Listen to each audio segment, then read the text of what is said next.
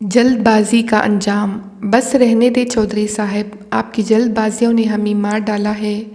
ایک دفعہ کا ذکر ہے کہ کسی گاؤں میں ایک چودھری رہتا تھا۔ اس کے ساتھ حویلی میں ایک ملازم خاص میراثی بھی رہائش پذیر تھا۔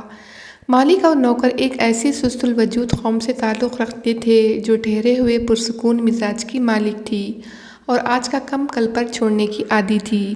ایک دن چودھری پکوڑے کھانے کے بعد اخبار سے بنے لفافہ مطالعہ میں مصروف تھا کہ اس نے خبر پڑھی کہ محکمہ زراعت نے جدید پیوند کاری کے ذریعے گندم کا بیج ایجاد کیا ہے جو دگنی فصل دیتا ہے۔ چودھری نے ملازمین کو اٹھا کر کے نئے بیج کے متعلق صلاح مشورہ شروع کیا۔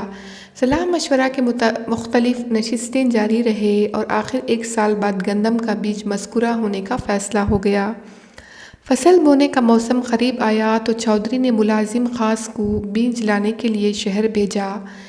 میراثی لاری پر طویل سفر طے کر کے شہر پہنچا تو تھکاوٹ سے چور تھا۔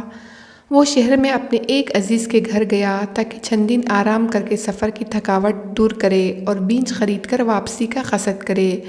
میراثی کو شہر میں مختلف عزیزوں اور دوستوں کے ہاں آرام کرتے اور بتیاں شتیاں دیکھتے ایک سال کا عرصہ گزر گیا۔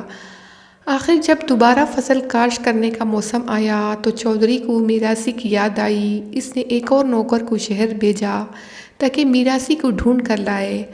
دراصل چودھری کو روایت سے ہٹ کر فصل بونے کی جلدی پڑ گئی تھی۔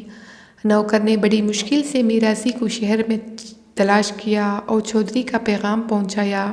میراثی جب بیج کی بوری گھر پر اٹھائے گاؤں پہنچا تو بارش کی باعث ہر طرف کیچڑ ہی کیچڑ تھا۔ وہ حویلی کے گیٹ سے داخل ہوا تو اس کا پاؤں پھسلا اور وہ دھڑام سے بوری سمیت گر گیا۔ بوری پھٹ گئی اور سارا بیج کیچڑ میں بکھر گیا۔ چودھری نے آگے بڑھ کر میراثی کو اٹھانا چاہا تو وہ کیچڑ میں لیٹے لیٹے ہاتھ کھڑا کر کے بولا، بس رہنے دے چودھری صاحب، آپ کی جلد بازیوں نے ہمیں مار ڈالا ہے۔ چودھری پر کھڑو پانی پڑ گیا اور اسے اپنی غیرت کا جلد بازی